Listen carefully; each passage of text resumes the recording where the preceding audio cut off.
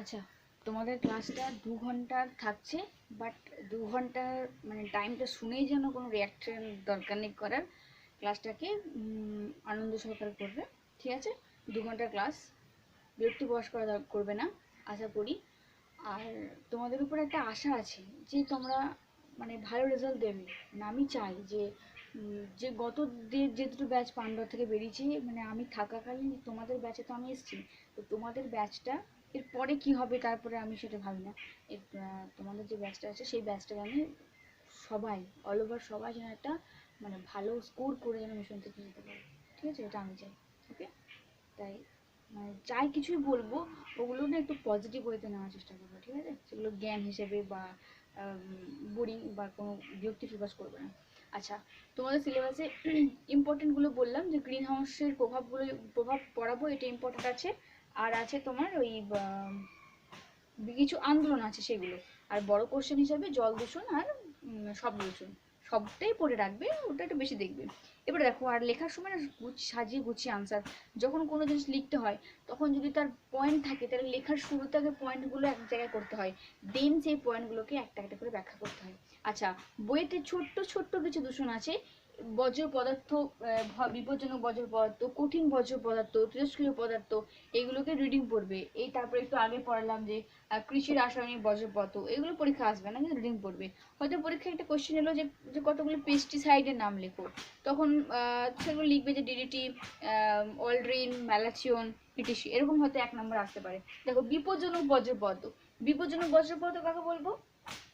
মানে যে সমস্ত বজ্র পদার্থ মানুষ সহ অন্যান্য ভয়াবহ প্রাণীদের ক্ষতি সাধন করে, তখন সেটাকে বলা হচ্ছে বিপজ্জনক বজ্র পদার্থ। যেমন যেমন একটু আগেই দেখলাম যে পেস্টিসাইড, যে অলড্রিন, ম্যালাচিয়ন, বিভিন্ন নিমাটোসাইড, কৃমিকে ধ্বংস করার জন্য যে সমস্ত রাসায়নিক দেওয়া হয় সেগুলো, এই সমস্ত জিনিসগুলোকে হচ্ছে তোমার কি বিপজ্জনক বজ্র পদার্থ, যেটা মানুষ সহ অন্যান্য প্রাণীদের ক্ষেত্রেও একটা ভয় সৃষ্টি করে। যেমন হচ্ছে কি জিঙ্ক সালফাইড, জিঙ্ক সালফাইড সংকেত কি Zn বা জিঙ্ক সালফেট, তাই তো? আচ্ছা, আর হচ্ছে কি নিমাটোসাইড হিসেবে মিথাইল ব্রোমাইড, নিমাটোসাইড, নিমাটোসাইড হচ্ছে কি মিথাইল ব্রোমাইড, মিথাইল ব্রোমাইড।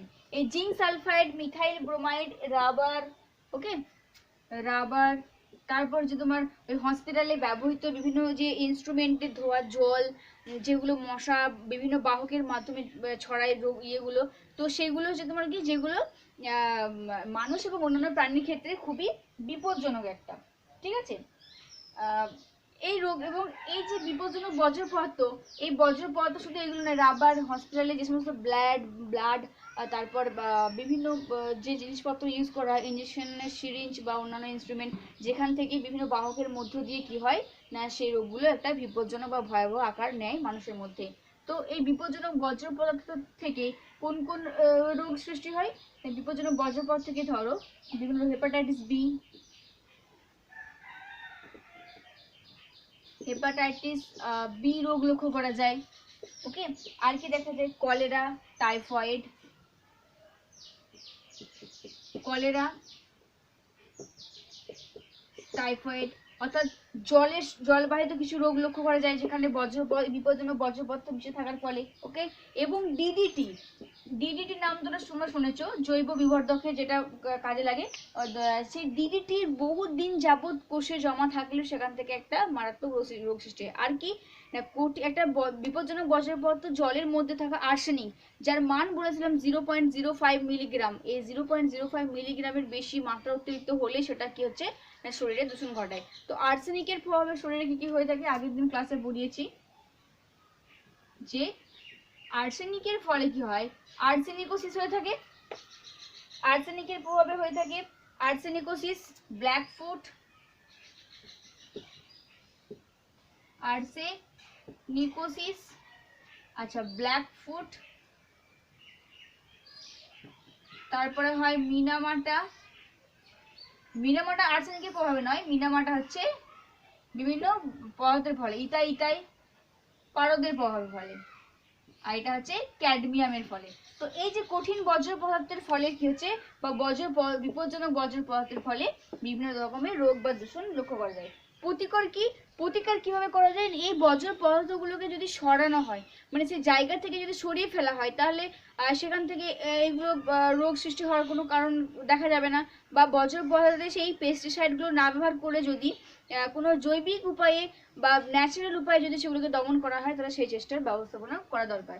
এরপরে দেখো, এরপরে তোমাদের যেটা আছে সেটা হচ্ছে কঠিন বজ্র পদার্থ।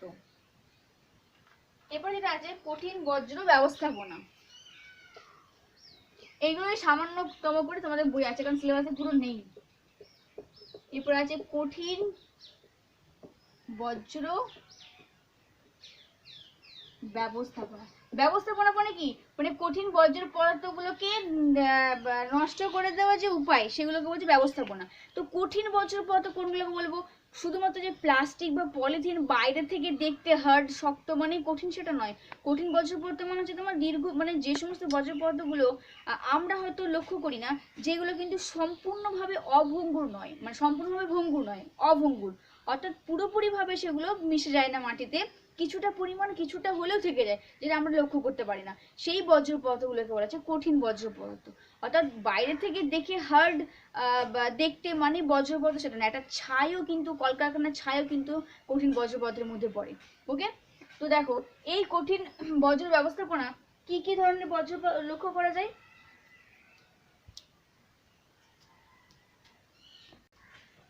দেখো কি কি বজ্র পদার্থ দেখা যায় না, মিউনিসিপ্যালিটির বজ্র, শিল্প ঘটিত বজ্র, খনির বজ্র, প্রাণীর মৃতদেহ, জঞ্জাল, ছাই, আর জৈব পদার্থ, বিপজ্জনক পদার্থ, সবই হচ্ছে তোমার কঠিন বজ্র পদার্থের মধ্যে পড়ে। মিউনিসিপ্যালিটির বজ্র মানে গৃহস্থালী থেকে পাওয়া যে বিভিন্ন ধরনের ব্যাগ, প্লাস্টিক, থলি, কাঁচ ভাঙা কাঁচের টুকরো, এইগুলো যখন মিউনিসিপ্যালিটির গাড়ি এসে নিয়ে গিয়ে একটা নির্দিষ্ট স্থানে গিয়ে জমা করছে, সেখান থেকে যে দূষণ ঘটায় সেটা হচ্ছে কঠিন বজ্র পদার্থ দূষণ থেকে দূষণ। শিল্প ঘটিত বজ্র পদার্থ, শিল্প থেকে পাওয়া বিভিন্ন সালফার, তারপর কার্বামাইড, বিভিন্ন শিল্প থেকে নির্গত যে হার্ড শক্ত যে সমস্ত কেমিক্যাল, যেগুলো হচ্ছে কি সেখান থেকে দূষণ ঘটায়। খনির বজ্র পদার্থ, খনি বিভিন্ন ধাতু থেকে তৈরি বিভিন্ন ডাস্ট যেগুলো, সেগুলো দূষণ ঘটায়। প্রাণীর মৃতদেহ, অর্থাৎ বিভিন্ন প্রাণীর, পশু বা পাখি বা মানুষের মৃত পচা দেহ ইত্যাদি একটা জায়গায় জমা করলে সেখান থেকে যে দূষণ ঘটে। জঞ্জাল, বিভিন্ন আবর্জনা যে স্তূপ, সেখান থেকে বিভিন্ন রকমের ছাই, কলকারখানার নির্গত ছাই, খনিজ তেল ইত্যাদি থেকে যে সমস্ত বজ্র পদার্থ উৎপন্ন হয়, সেগুলো হচ্ছে কি না পরিবেশের কঠিন একটা বজ্র পদার্থ হিসেবে পরিচিত। এর ব্যবস্থাপনা, এই যে কঠিন বজ্র পদার্থের ব্যবস্থাপনা বা সেগুলো নিয়ন্ত্রণ কিভাবে করা যায়, দেখো। আর এটাকে বলতে পারি নিয়ন্ত্রণ। তোমরা রিসাইক্লিং এর নাম শুনেছো? তো যদি সেই বজ্র পদার্থগুলোকে রিসাইক্লিং করা হয়, তাহলে সহজেই কিন্তু কি হবে না হ্রাস করা যাবে দূষণটাকে, তাই না?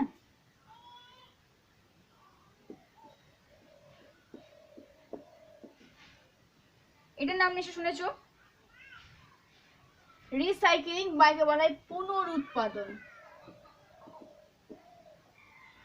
এটা তোমরা অনেক জায়গায় দেখতে পাবে, এই জিনিসটা আছে, ঠিক আছে, এই কারখানা দেখা যায়।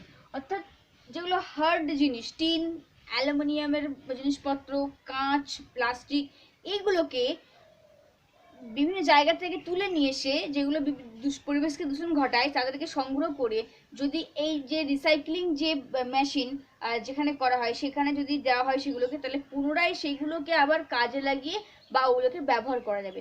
যার ফলে কি হবে, দূষণের মাত্রার পরিমাণটা কমছে, কারণ সেইগুলোকে যদি পুনরায় আবার ব্যবহার করা হয়, তাহলে কি পরিবেশকে ক্ষতির হাত থেকে রেহাই বা রক্ষা দেওয়া যাবে। ওকে, আর কি রিডাকশন, এক হচ্ছে রিসাইক্লিং, দুই হচ্ছে রিডাকশন।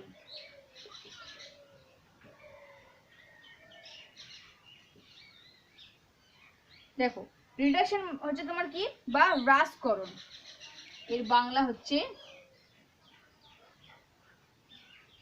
হ্রাসকরণ, নোট করবে। তাহলে রিডাকশন ও হ্রাসকরণটা কি? বিভিন্ন গ্যারেজ থেকে বা অন্যান্য শহরতলি অঞ্চল থেকে স্থানে জমা করা হয় যে সমস্ত বর্জ্য পদার্থ, সেগুলি থেকে বিশেষ উপায়ে জৈব সার উৎপাদন করা। হ্রাসকরণ মানে হচ্ছে কি বললাম, যে তাহলে রিসাইক্লিং মানে অ্যালুমিনিয়াম, টিন, প্লাস্টিককে পুনরায় আবার উৎপাদন করা, কোনো জিনিস, নতুন কোনো জিনিস তৈরি করা রিসাইক্লিং এর মাধ্যমে, তখন সেটাকে বলছে রিডাকশন বা হ্রাসপ্রাপ্তিকরণ। মানে এই যে কঠিন বর্জ্য পদার্থগুলো থেকে যদি তাদেরকে হ্রাস করে, মানে তাদেরকে ভেঙে বা তাদের যে ক্ষতির মাত্রা সেটাকে কমিয়ে যদি জৈব সারে পরিণত করা হয় এবং তারপর সেগুলো প্রয়োগ করা হয়, তখন তাকে বলা হচ্ছে রিডাকশন বা রিডাকশন। আর এটা কি বার্নিং বা পুড়িয়ে ফেলা।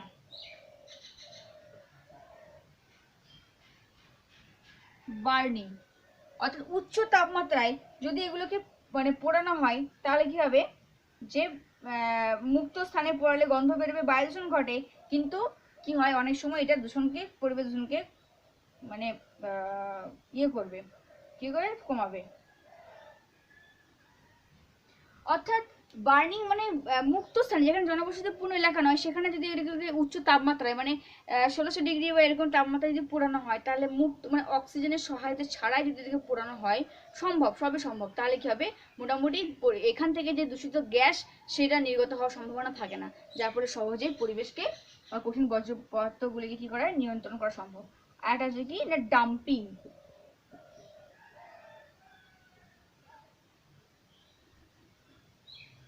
ডাম্পিং ডাম্পিং হচ্ছে কম ক্ষতিকারক কঠিন বর্জ্যগুলোকে মাটি, ধুলোবালি ইত্যাদি ইত্যাদি নিচু জমি বা ইত্যাদি ভরাটের কাজে ব্যবহার করা হয়।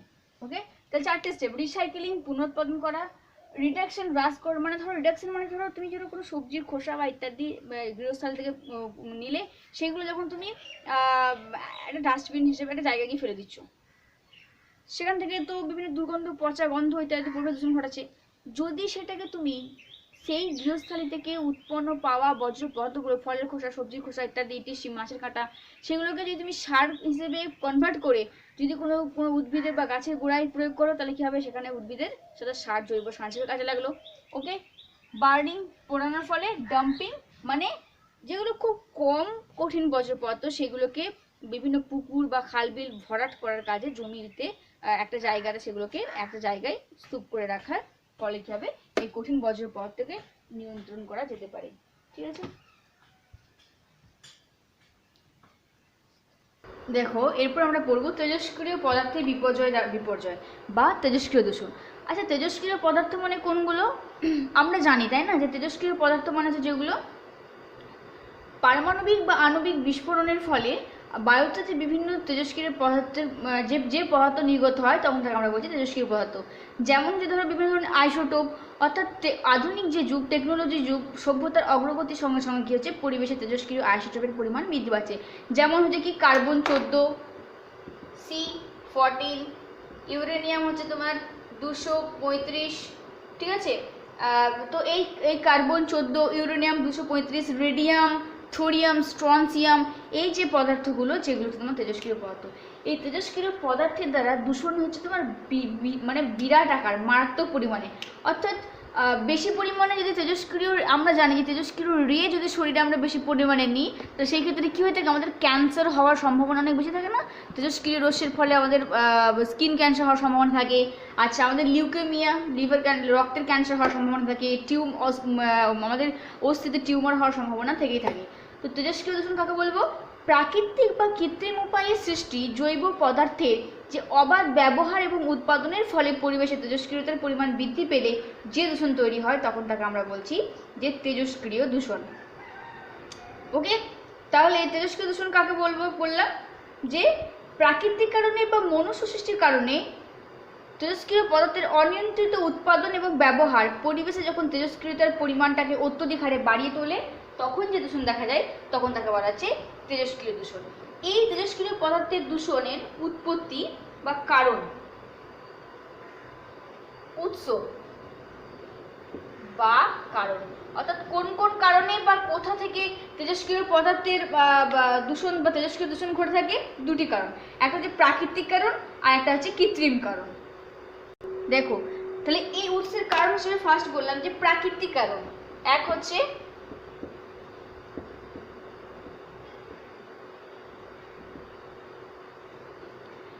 প্রাকৃতিক কারণ। প্রাকৃতিক কারণ কোনগুলো? দেখো, মহাশূন্যে যে বিভিন্ন রকমের মহাজাগতিক রশ্মি আছে এবং পৃথিবীর বিভিন্ন স্তরে সঞ্চিত বা পদার্থ রেডিয়াম, ইউরেনিয়াম, থোরিয়াম, পটাশিয়াম, এগুলো হচ্ছে তোমার প্রাকৃতিক উৎস, যেগুলো হচ্ছে তোমার দূষণ ঘটে থাকে, তাই না? তাহলে কি বললাম যে প্রাকৃতিক কারণ হিসেবে কি হতে পারে, বিভিন্ন রকমের মহাজাগতিক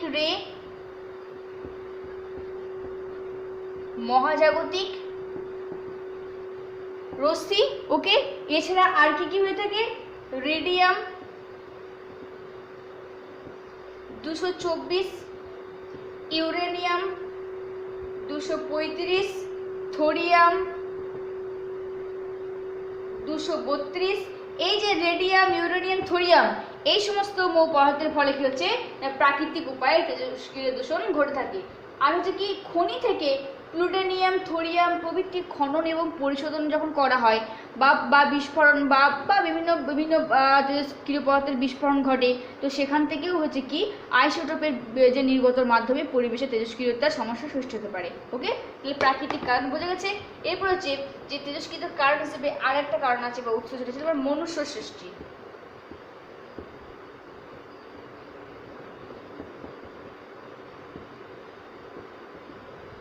মনুষ্য সৃষ্টির কারণ, মনুষ্য সৃষ্টির কারণ কি, দেখো পারমাণবিক বিস্ফোরণ,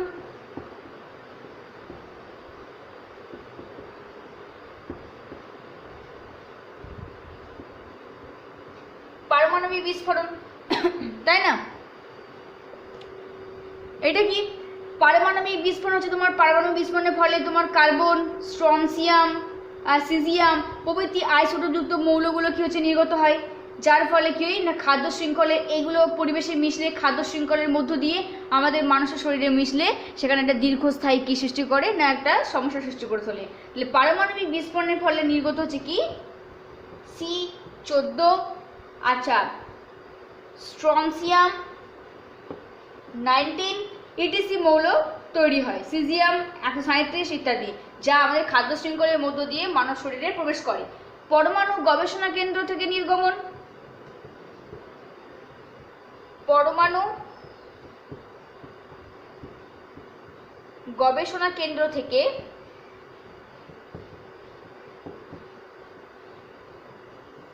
নির্গমন, দেখো অর্থাৎ বিভিন্ন যে গবেষণাগার যেখানে আছে, পরমাণু গবেষণা কেন্দ্র, সেখানে তো বিভিন্ন কেমিক্যালস, বিভিন্ন পরমাণু নিয়ে কাজকর্ম করা হয়, তো সেখান থেকে নির্গত যে তেজস্ক্রিয় পদার্থ সেটা কি করে তেজস্ক্রিয় দূষণ ঘটিত হলে। ওকে, রাশিয়ায় চেরনোবিল কেন্দ্র থেকে 1986 সালে যে পরিমাণ তেজস্ক্রিয় পরিবেশে নির্গত হয়েছিল, তার ফলে প্রায় মানে হাজার হাজার মানুষের মৃত্যু ঘটেছিল। ওকে, আর একটা হচ্ছে তোমার চিকিৎসা এবং চিকিৎসা থেকে হচ্ছে তোমার তেজস্ক্রিয়তা দূষণ হতে পারে, কারণ চিকিৎসা ক্ষেত্রে যে সমস্ত আইসোটোপকে ব্যবহার করা হয়, সেই আইসোটোপের দ্বারা হচ্ছে কি আমাদের জিনের ক্ষতি হতে পারে, মিউটেশন সৃষ্টি করে, বংশ পরম্পরায় বাহিত হয়। যেমন হিরোশিমায় পরমাণু বিস্ফোরণের প্রভাব আজও আছে অনেকের দিয়ে। তাহলে এই যে তেজস্ক্রিয় পদার্থের দূষণের কারণ বলছি, এক হচ্ছে মনুষ্য সৃষ্টির কারণ, প্রাকৃতিক কারণ বিভিন্ন মহাজাগতিক রে, আর মনুষ্য সৃষ্টির কারণ হচ্ছে যে পারমাণবিক বিস্ফোরণ তো মানুষই ঘটে থাকে, পরমাণু গবেষণা কেন্দ্র থেকে নির্গত যে বিভিন্ন ধরনের তেজস্ক্রিয় রে। আচ্ছা, তারপর তেজস্ক্রিয় পদার্থের থেকে যে সমস্ত মানে রে ঝরে যাচ্ছে, তারপরে কি হচ্ছে এমনকি জিনের পরিবর্তন ঘটিয়ে তোলে, বা মিউটেশন জেনেটিকের পরিবর্তন ঘটে, ফলে নানান ধরনের ডিজিজের সমস্যা লক্ষ্য করা যেতে পারে। ওকে, আর কি হয়, এই যে হিরোশিমা আর নাগাসাকির কথা শুনেছো, ওর বিস্ফোরণ কিন্তু আজও মানুষের ক্ষেত্রে নানান ধরনের প্রভাব থেকেই আছে।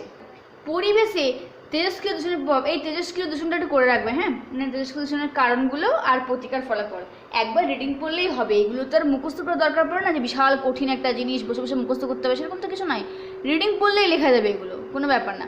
দেখো তোর পরিবেশে তেজস্ক্রিয়তার প্রভাব, তো এখানে কী কী দেখা যায়, বিভিন্ন তেজস্ক্রিয় পদার্থ ব্যবহারের ফলে কৃষিক্ষেত্রে, বিজ্ঞান গবেষণায় মানে ব্যবহার করা হয়।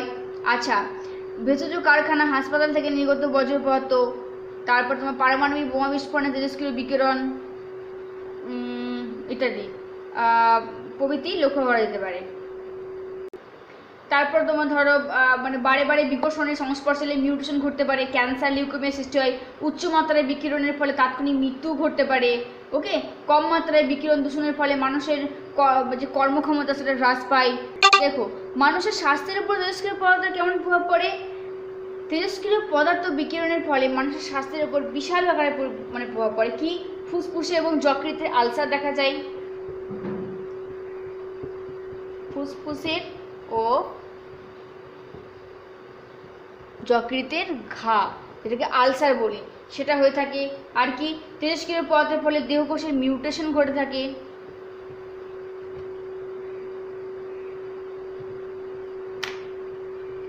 দেহকোষের মিউটেশন,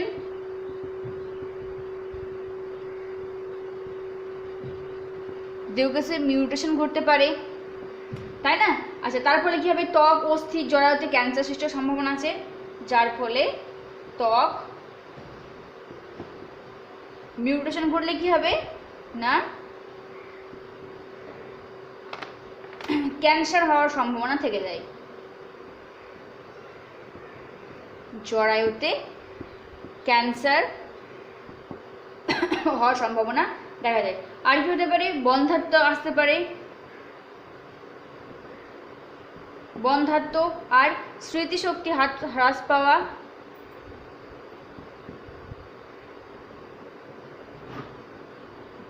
স্মৃতিশক্তি হ্রাস পাওয়া। আচ্ছা, এছাড়াও দৃষ্টিশক্তি হ্রাস পাওয়া, ত্বকের বিভিন্ন ধরনের পরিবর্তন, বিভিন্ন রঞ্জকের, ত্বকের যে রঞ্জক সেই রঞ্জকের পরিবর্তন, পেশির স্থিতিশীলতা, আর গর্ভবতী স্ত্রীলোকের অপূর্ণাঙ্গ এবং অস্বাভাবিক শিশু জন্ম। তাহলে এই যে তেজস্ক্রিয় পদার্থের মানুষের স্বাস্থ্যের পক্ষে কিন্তু একটা বিশাল আকারের ক্ষতি সাধন করে থাকে। ফুসফুসের বা যকৃতের ক্ষেত্রে আলসার, দেহকোষের মিউটেশন ঘটে, যার ফলে অস্থি, ত্বক, জরায়ুতে ক্যান্সার, বন্ধ্যাত্ব, স্মৃতিশক্তি হ্রাস পাওয়া, দৃষ্টিশক্তি হ্রাস পাওয়া, ত্বকের বিভিন্ন যে রঞ্জক সেই রঞ্জক, অ্যাট্রফি ইত্যাদির পরিবর্তন ঘটা, পেশির স্থিতিশীলতা এবং গর্ভবতী স্ত্রীলোকের অপূর্ণাঙ্গ অস্বাভাবিক শিশুর জন্ম দিতে পারে। তো মারাত্মক আকারে ক্ষতিসাধন হয়ে থাকে তেজস্ক্রিয় পদার্থের মানব স্বাস্থ্য।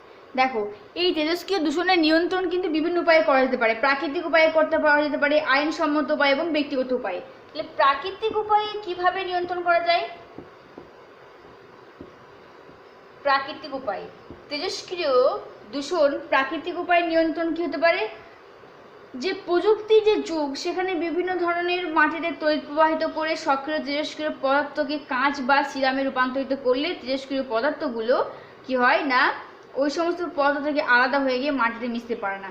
অর্থাৎ সেগুলোকে বিভিন্ন যন্ত্রপাতির মাধ্যমে কি হয় না তেজস্ক্রিয় পদার্থ থেকে ক্ষতিকর বস্তুটাকে যদি সেপারেট করে না হয়, তাহলে ক্ষতির মাত্রাটা অনেকটা কম থাকে। আর কি হতে পারে? তেজস্ক্রিয় পদার্থ ব্যবহার করার সময় যে তেজস্ক্রিয় বিধর্মী ধর্ম, যেগুলো তেজস্ক্রিয় পদার্থের ব্যবহার করলে মানে ধরো ক্ষতিটা কম হবে, সেই ধর্মাবলম্বী যে উপায়ে ব্যবহার করা উচিত। ওকে, উঁচু চিমনি ব্যবহার করা দরকার, যাতে তেজস্ক্রিয় পদার্থের পরিমাণটা হ্রাস পায়, খুব কম পরিমাণে বের হয় ইত্যাদি। প্রাকৃতিক মানে প্রযুক্তি, এটা প্রাকৃতিক না, এটা প্রযুক্তিগত উপায় হবে।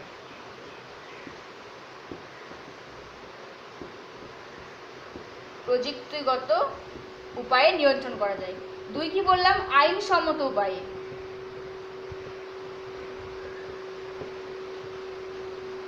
ওকে, আইনসম্মত উপায় মানে গবেষণা এবং হসপিটালে তেজস্ক্রিয় পদার্থের ব্যবহার একটা সীমা রাখতে হবে। পানীয় জল, খাদ্যের মধ্যে তেজস্ক্রিয় পদার্থের সীমার মধ্যে রাখা দরকার, আশেপাশে থেকে সরিয়ে। ওকে, এবং তেজস্ক্রিয় পদার্থগুলো বজ্র পরিবেশে পরিত্যাগ করার পূর্বে সেগুলোকে পৃথক করে নিতে হবে ইত্যাদি আইনি ব্যবস্থাপনার মাধ্যমে তেজস্ক্রিয় দূষণকে নিয়ন্ত্রণ আনা যায়। আর কি? ব্যক্তিগত কিছু উপায়।